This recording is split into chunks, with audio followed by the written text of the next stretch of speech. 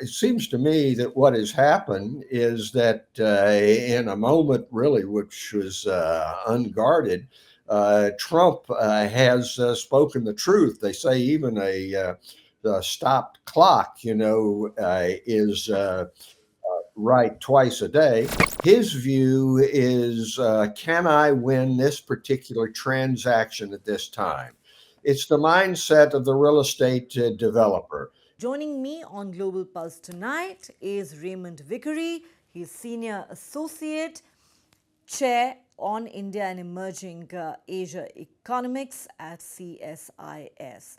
Thanks very much, Raymond Vickery, for joining me on Global Pulse. Great to have you back on the show. First and foremost, your thoughts on what many here in India see as Trump's U-turn on H-1B visas. Well, thanks very much for having me. The movement of people, particularly temporarily across borders, is a mainstay of economic development for India, for the United States, and for the whole world. If we step back for a moment, we see that Trump has not always been consistent, to say the least, in regard to this.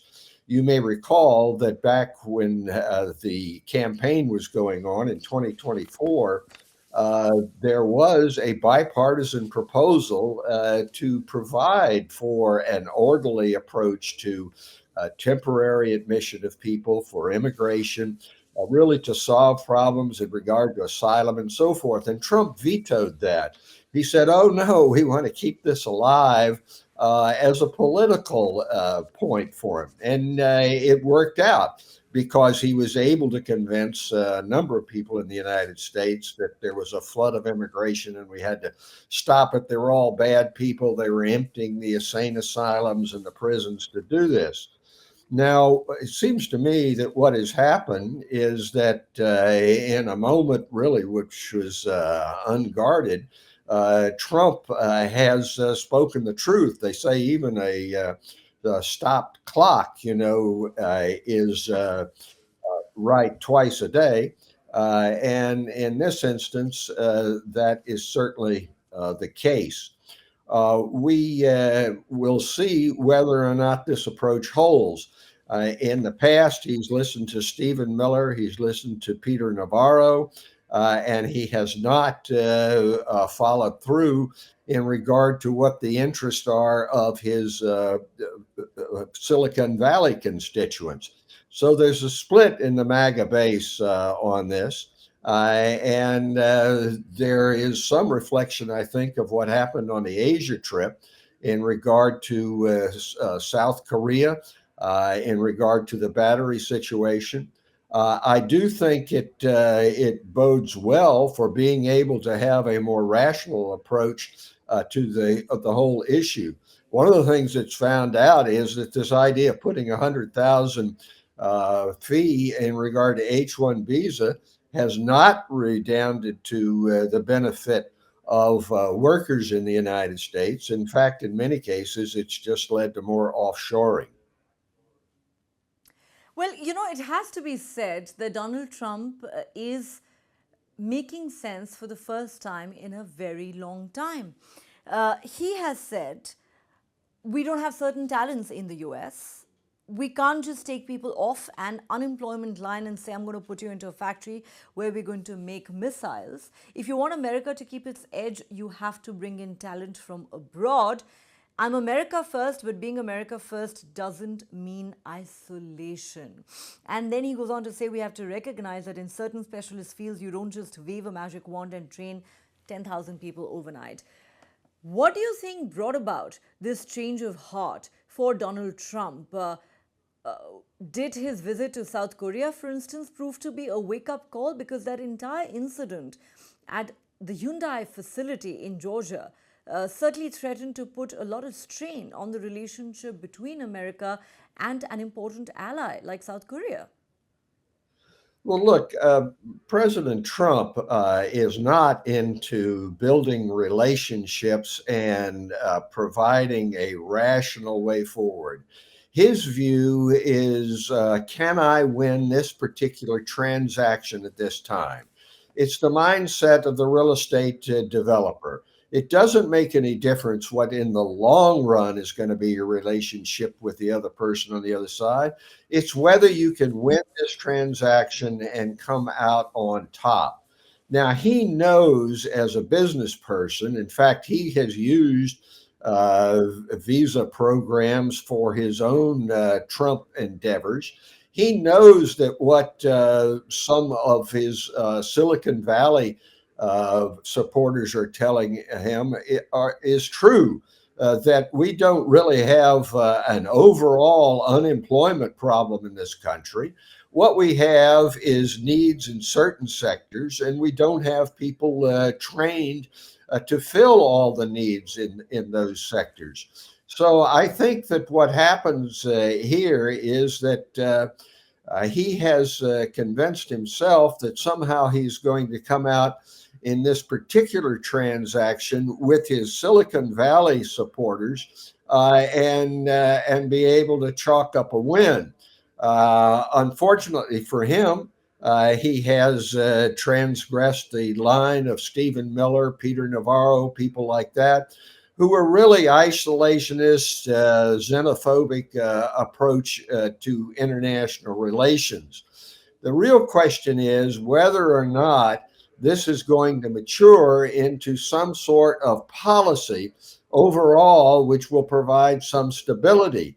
Already, you've seen people who've tried to adapt to the new $100,000 fee are caught in the middle because now what's happening, they don't quite know. This is not the way to run a railroad, much less an international economic policy. It's a welcome development, but as I say, whether it's just an unguarded moment because he had been so beaten around the head and shoulders when he went to South Korea about what happened to the batteries, and also with Xi in regard to China. Now, I do hope that there is going to be some more rational approach in regard to India. India, as you point out, takes 70% of the H-1B visas, and it's absolutely vital to the economic engagement between the U.S. and India, which has so many ramifications. My understanding is that the actual negotiation on a U.S. India trade deal has been completed at the working level, and it's up to Donald Trump to be able to sign off on it, which he didn't in the past.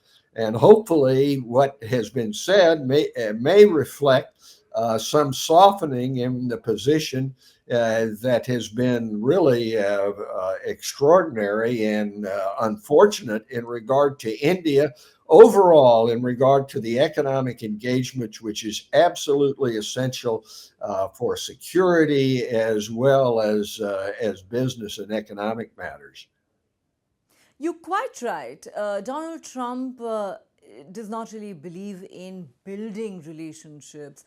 His approach is very transactional, and we can all agree he's deeply hurt the India US relationship with many of his actions in recent months. But now that he has finally had a very important realization dawn on him that there is indeed a talent scarcity in certain fields in the United States.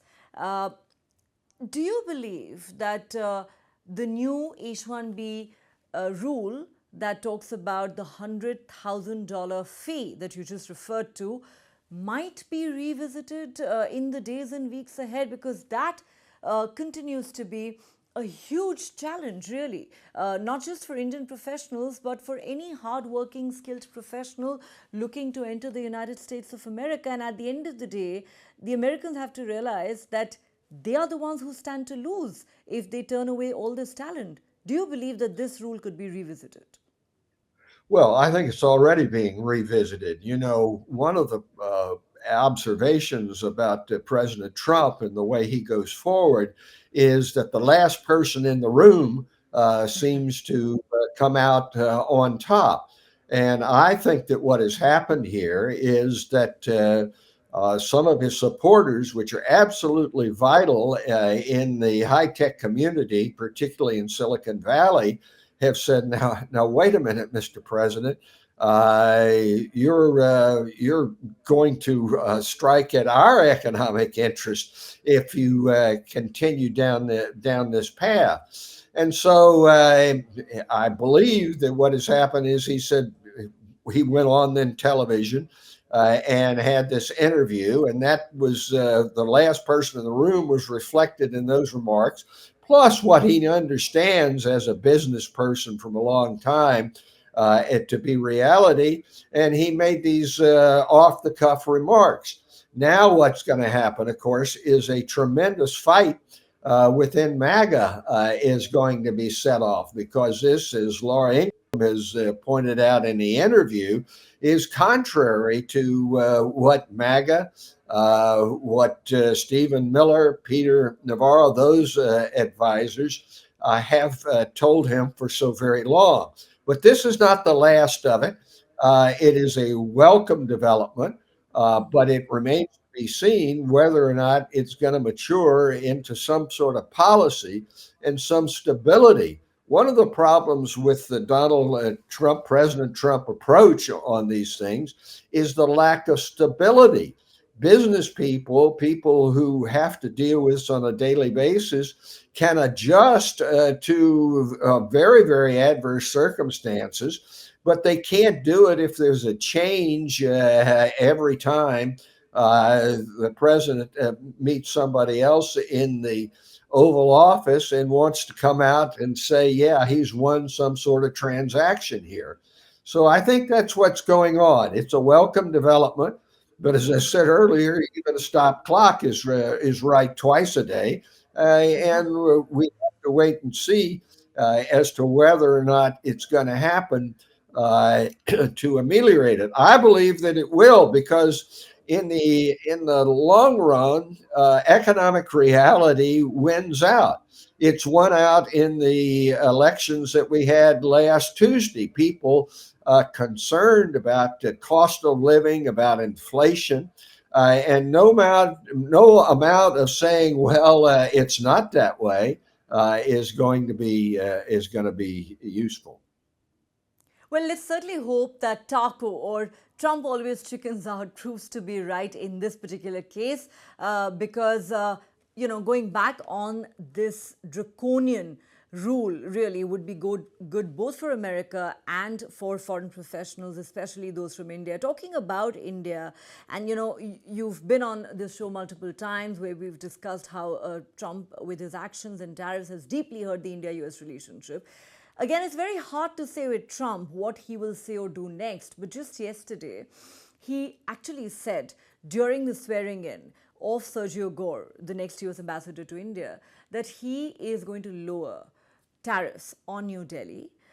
Now he is making the right noises as far as H-1B visas are concerned, and we know that that is a big issue for Indian professionals. Do you believe that in the days ahead we could finally see a much-needed turnaround in India-US ties, which many say have been at their lowest ebb in a few decades? Well, I think the deal is done at the working level, and I think that there is a reflection here of that in regard to softening on H-1 visas and the remarks at the swearing-in ceremony, as you indicate. The real question is the mercurial nature of the president as to whether or not he's going to approve the deal as done and allow us to get back to some semblance of normality.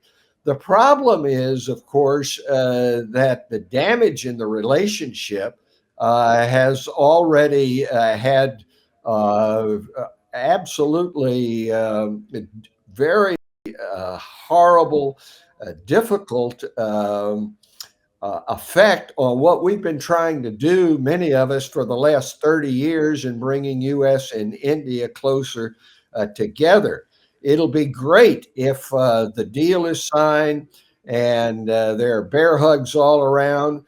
But underlying this has to be a question in Indian policymakers' minds as to just how reliable the United States is when it comes to economic engagement.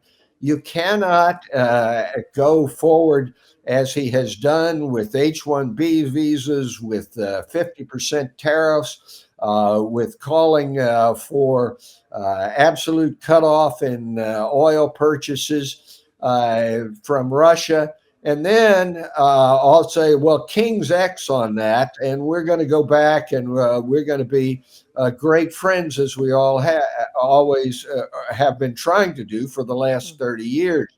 So it's a welcome development, but they're going to have to be saner heads on both sides. You can call it deep state, you can call it public opinion, you can call it whatever you want. But to recognize the underlying relationship between the United States and India is perhaps the most important going forward in the 21st century for democracies. And you can't continue to take U turns and say, well, it's going to be all right. That having been said, this is better than a sharp stick in the eye in terms of being able to put this relationship back to where it should be. Final question, Mr. Vickery, before we let you go. Trump did say yesterday that we're very close to finalizing a trade deal between India and the United States. He said they don't love me right now, but they're going to love us again. Now, we don't know how soon the two sides will, in fact, arrive at this deal. Let's certainly hope they do. It is critical, as you said, to this strategic partnership. But there are many in India who feel that it's important that Trump lifts the punitive tariffs that he imposed on India before New Delhi agrees to any trade deal. Do you think that's fair? Well, I don't think there's just going to be an across the board lifting. I think there will be some amelioration of but if past deals are any guide, what's going to happen with India will be somewhat similar. I mean, India understands that, or many policymakers do, that the kind of very, very high tariff barriers that have been imposed by India are not in its interest. On the other hand, Trump going so far with his Liberation Day last April and these ridiculous across the board tariffs on friend and foe alike, based on some calculus having to do with trade deficits and not really reciprocity, he can't back off from that completely. So yes, I think there'll be an amelioration. I think some deal will come out, but unfortunately, the damage has been done in many cases.